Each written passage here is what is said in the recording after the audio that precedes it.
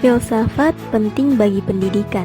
Tanpa filsafat, pendidik akan kehilangan pedoman dalam merancang, melaksanakan, dan meningkatkan program pendidikan. Filsafat yang mengkaji knowledge of the good life membantu pendidik memahami hakikat hidup yang baik bagi individu dan masyarakat. Filsafat hidup dan kurikulum sama-sama menjawab pertanyaan yang sama, yaitu untuk menjadi apa manusia nantinya? Hakikat filsafat hidup yang dimasukkan dalam kurikulum memuat pedoman dan arahan tentang pengetahuan, keterampilan, sikap atau kompetensi yang perlu dikuasai anak agar nantinya anak mampu menjadi orang yang diinginkan di dalam masyarakat. Filsafat memberikan dasar bagi pendidik dan pengembang kurikulum untuk menentukan fondasi yang kuat dalam mendesain kurikulum, menemukan alternatif kurikulum yang tepat, mata pelajaran yang relevan, materi ajar yang serasi, metode yang ampuh, sistem evaluasi yang terpercaya, dan arah perbaikan kurikulum yang benar dalam konteks kehidupan bermasyarakat yang baik. Kajian filsafat secara umum terbagi atas 3. Yang pertama, ontologi. Yang kedua, epistemologi. Yang ketiga, aksiologi. Ontologi adalah cabang filsafat yang menjawab pertanyaan apakah realita itu. Realita bisa berbeda-beda menurut cara pandang masing-masing manusia.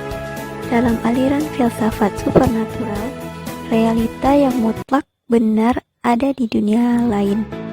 Mereka percaya realita berasal dari ranah spiritual seperti iman, Tuhan, malaikat, surga, dan neraka.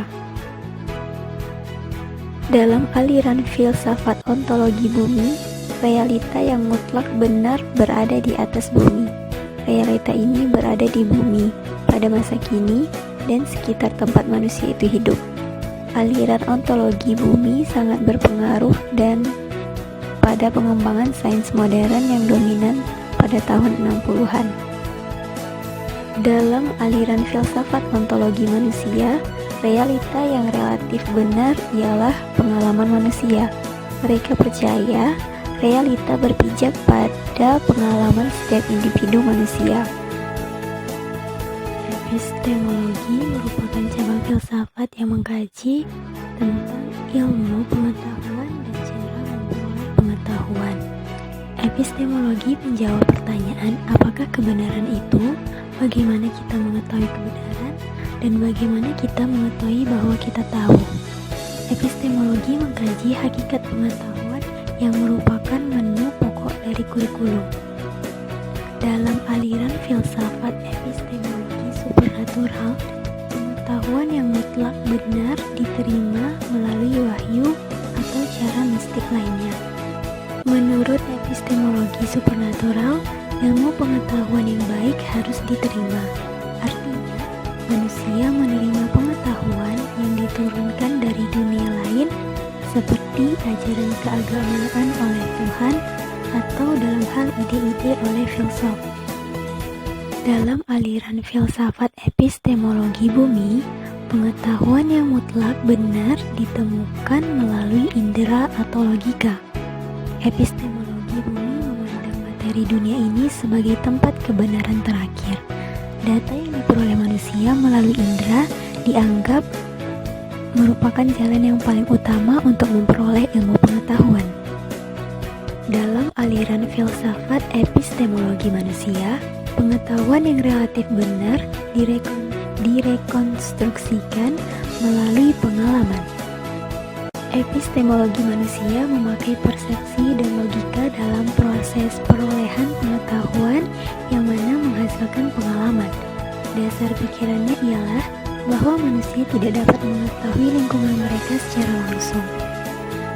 Menurut epistemologi manusia, ilmu pengetahuan selalu didapatkan dari pengalaman.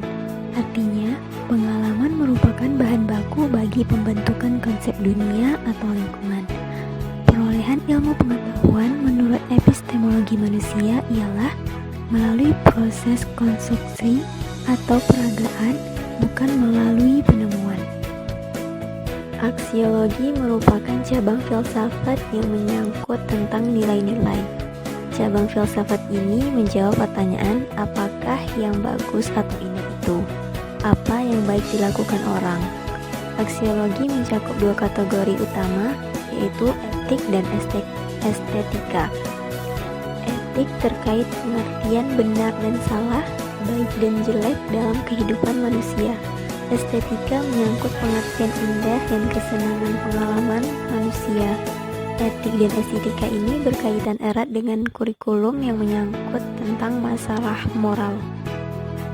Dalam aliran filsafat aksiologi supernatural, yang baik ialah Tuhan atau yang dianggap ideal.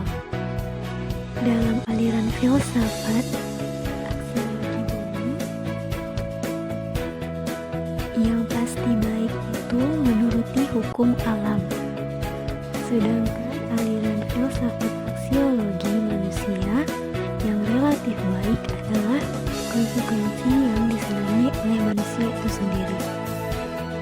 Aliran filsafat pendidikan terbagi atas empat. Yang pertama perennialisme, yang kedua esensialisme, yang ketiga progresivisme, yang keempat rekonstruksionisme.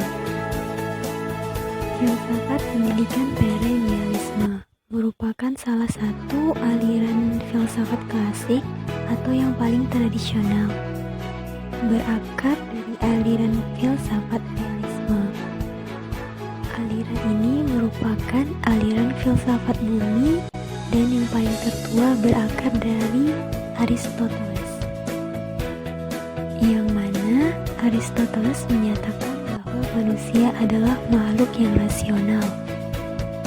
Filsafat pendidikan perennialisme lebih mementingkan eternally present sebagai basis kehidupan bersifat permanen atau yang tidak pernah berubah sepanjang masa.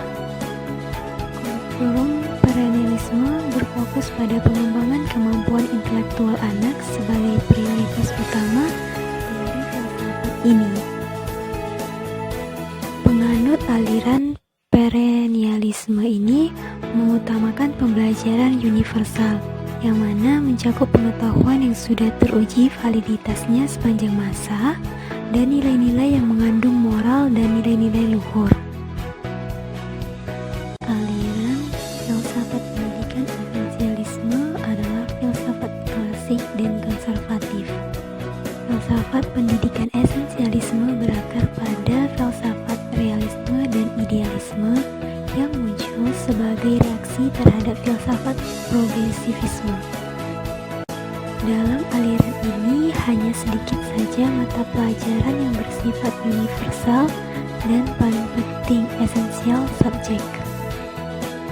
Pendidikan menurut aliran esensialisme harus berpusat pada pembelajaran esensial skill seperti membaca, menulis, dan berhitung.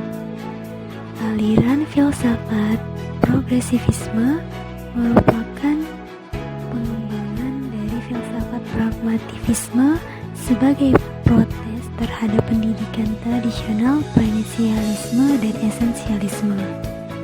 Kedua filsafat tradisional ini lebih mengutamakan intelektual siswa melalui pengajaran mata pelajaran tanpa mempertimbangkan bakat, minat, atau potensi yang dimiliki oleh siswa. Kurikulum progresif lebih mengutamakan proses daripada produk, menjadikan mata pelajaran sebagai alat daripada sebagai target kurikulum, dan siswa diberdayakan sebagai sumber pendidikan daripada objek pengajaran. Kurikulum progresif terpusat pada siswa, berorientasi proses, mengutamakan pengalaman melalui pemberian kesempatan belajar yang relevan dengan pencapaian tujuan yang telah dibuat. Aliran filsafat pendidikan rekonstruksionisme dikembangkan berdasarkan filsafat pragmatisme. Aliran ini merupakan pecahan dari kaum progresivisme, yang mana anggota ini mengkritik ide progresif yang terlalu fokus kepada pengembangan individu anak yang lebih cocok pada masyarakat menengah dan atas. Penganut aliran rekonstruksionisme menginginkan tekanan lebih besar pada pendidikan itu berpusat pada masyarakat dari semua kelas sosial. Fokus kurikulum tekanan pada penguasaan ilmu-ilmu sosial dan pengetahuan serta keterampilan untuk melakukan rekonstruksi sosial melalui mata pelajaran yang relevan seperti sosiologi, antropologi, ekonomi, ilmu politik, dan psikologi, yang mana pengetahuan dan keterampilan untuk memecahkan masalah sosial bagi peningkatan kualitas hidup masyarakat nanti